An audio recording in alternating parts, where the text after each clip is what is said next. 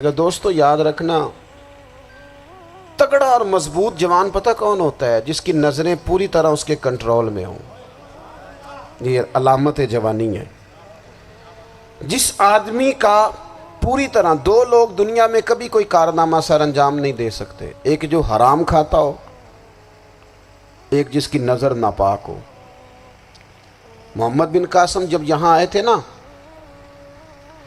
تو ایک دن بڑے پریشان تھے، تو ایک بزرگ کہنے لگے آپ کیوں پریشان ہیں؟ کہنے لگے راجہ دہر سے مقابلہ ہے اور ہماری فوج تو سندھ کے رستے بھی نہیں جانتی، زبان بھی نہیں جانتی، لڑیں گے کیسے؟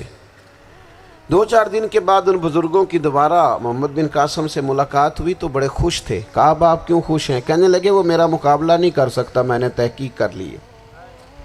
کہا کیوں؟ کہنے لگے نظر کا گندہ ہے، اور جو نظر کے گندے ہوتے ہیں وہ میدانوں میں ٹھہرا نہیں کرتے۔ میدان کے لیے نکلنے کے لیے پاک جوانی کی ضرورت ہوتی، تطہیر مزاج ہونا ضروری ہوتا ہے، پاکیزہ افکار اور سچی اور سچی ستھری سوچوں کا ہونا ضروری ہوتا ہے۔ اس لیے فرمایا کہ میرا مقابلہ نہیں کر سکتا۔ حضرت عبداللہ ابن حذافہ کمرے میں تھے، تو وزیر کی بیٹی اندر سجی سنوری پہنچ گئی۔ جیسے ہی آپ نے اس کفر کی چال کو دیکھا تو تیمم کر کے نفل شروع کیے۔ وہ ساری رات بیٹھی رہی، رب کا بندہ ساری رات عبادت کرتا رہا۔ عبادت بڑا سہارا ہے، مصلی بڑا سہارا ہے اللہ کے بندوں۔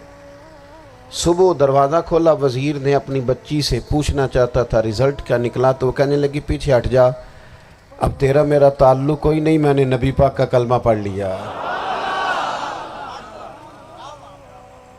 اس نے کہا میں نے بھی زمانہ دیکھا ہے، پر یہ کیا لوگ ہیں، کستوری کے بنے ہوئے، سندل سے دھلے ہوئے، کہ میں ساری رات کمرے میں رہی اور 100 اور 1000 آدمی جس جوان کا مقابلہ نہ کر سکے، اتنا طاقتور جوان کمرے میں رہا اور اس نے نظر اٹھا کے نہ دیکھا۔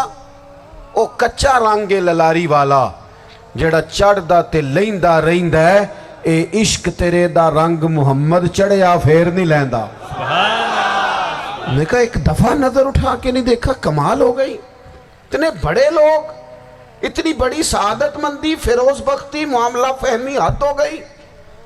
اللہ اکبر۔ دوستو بادشاہ جب پوری طرح ہار گیا نا، اس نے کہا مار دو۔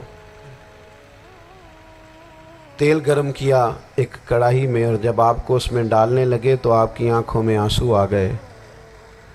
بادشاہ کا خیال ہوا شاید نرم ہو گئے ہیں، کہنے لگا روئے کیوں؟ فرمانے لگے سوچتا ہوں جان ہی ایک ہے، کتنا مزہ ہے اس کی راہ میں جان دینے کا، کتنی لذت ہے اس کے نام پر مرنے میں، کتنا لطف ہے۔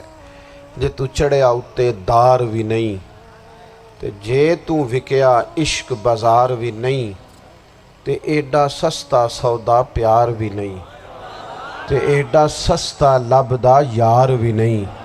کئی جنگل گانے پیندے نہیں، کئی دوزخ لنگنے پیندے نہیں، جے وہ اس ملوں بھی مل جاوے، ایدوں سستا ہور بپار بھی نہیں۔ تے کچھ سمجھ نہ آوے لوکاں نوں وہ کادے نال شہید کرے، ڈٹھی یار دے ہاتھ تلوار بھی نہیں، پر او دا خالی جاندہ وار بھی نہیں۔ کہنے لگے ایک جان ہے نا، تو دل کرتا ہے ہزاروں ہوتی تو ایک ایک کر کے محبوب کے نام پہ قربان کرتا، جب میرے پاس ہے ہی ایک، کروں کیا؟ حضرت عبداللہ ابن حذافہ رضی اللہ تعالیٰ عنہ جب روئے اور بادشاہ نے یہ بات سنی، تو بادشاہ اٹھ کے کھڑا ہو گیا، سارے وزیروں مشیروں کو کہنے لگا تم نے کہا تھا نا بندہ ضائع کرنے والا نہیں، یہ بھی ضائع کرنے والا نہیں۔ کہنے لگا میرا ماتھا چومو، تم جیسے لوگوں کو قتل نہیں کرنا چاہیے، آزاد کرنا چاہیے۔ عزیز اپنی زندگی سے نا یہ بہت زیادہ ہرس، ہوس، طمع، اور یہ کسی بات کی بھی ہو، ہرس صرف پیسوں کی نہیں ہوتی ہے، شہرت کی بھی ہوتی ہے،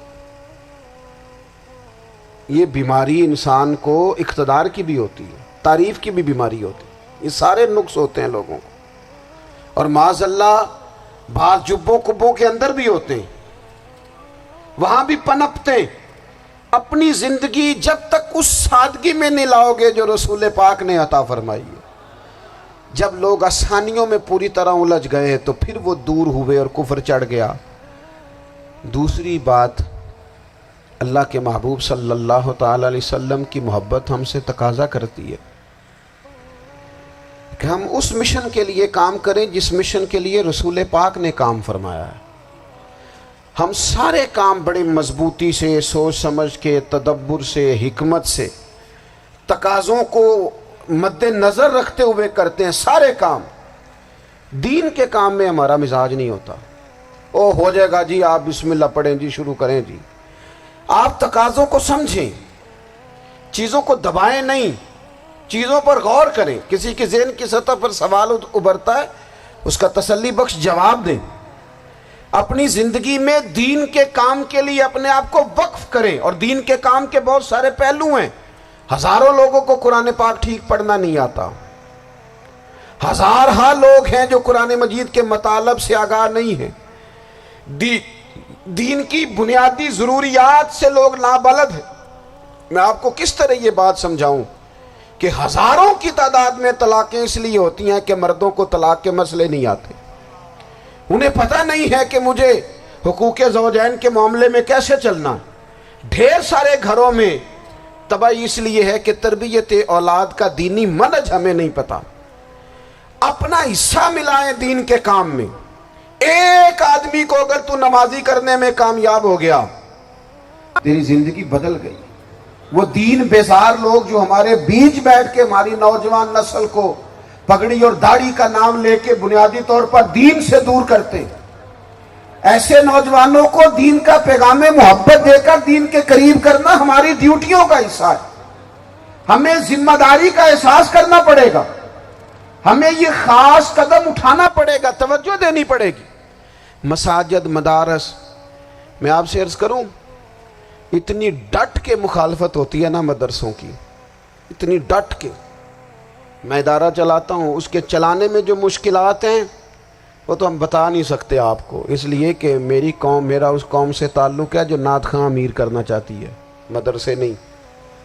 ہاں، نقیب خطیب پیدا کرنا چاہتی ہے، شعر و شاعری کی زندگی کو پروان چڑھانا چاہتی ہے۔ فقط ہمارا ان لوگوں سے تعلق ہے جو لاکھوں کروڑوں روپیہ محافل پہ لگائیں گے، اور قاری صاحب بیچارے اگر مسجد کا کوئی ہونے والا کام کسی وقت بتا دیں گے تو وہ بڑی مشکل آ جائے گی ان کے لیے۔ یہ کیسے ہو سکتا ہے، آپ نے یہ ڈیوٹی بتا دی۔ مدارس، اور جتنا اہم رول دین کو پھیلانے میں مدارس اسلامیہ کا ہے، اتنی زبردست، لوگوں کا خیال ہوتا ہے میری طرح کے لوگ شاید کام کرتے ہیں، ڈیوٹی کرتے ہیں۔ یہ 10-15 لوگ آپ کو نظر آتے ہیں جو آپ کو کہیں میڈیا پر یا ادھر ادھر ڈیوٹی کرتے، مخلص لوگ اپنی جگہ پہ، وہ بھی بڑا ہی کام کر رہے ہیں، جو میڈیا پہ آ کے بھی اخلاص سے اور درد دل سے کو دین کی، ان کی بھی کسی بات کی حوصلہ شکنی نہیں۔ لیکن ہزارہا اساتذہ جو مدارس میں بیٹھ کے پڑھاتے ہیں، جنہوں نے وہ سارے لوگ تیار، آپ سمجھ نہیں سکتے کتنا بڑا کام۔ حفظ کا استاد جو ہوتا ہے نا، اس کی ڈیوٹی 24 گھنٹے ہوتی ہے، فجر سے پہلے، اور اس نے بچوں کو اٹھانا۔ تنخواہ تو ہم انہیں دینا نہیں نہ چاہتے جی، تنخواہ نہیں دے دی انہوں نے، ہمیں مولوی امیر نہ ہو جانا۔ مولوی نو تے سوٹ بھی 27ویں والی رات دے ہے تاکہ کدھر سوان کے عید والے دن پا نہ لوے، چونکہ 27ویں تو بعد تے درزی پھڑتا ہی کوئی نہیں، کیوں حضرت؟ ایسے ہی ہے نا، اس وقت تو نہیں نہ لیتا۔ تو ہم چاہتے ہیں مولوی ہماری مرضی کے ہماری طرح کا سوٹ نہ پہن لے۔ مدارس کی مضبوطی، آپ یہ دیکھ لیں، یہ صلاح الدین ایوبی کا تعلق بھلا کس چیز سے تھا؟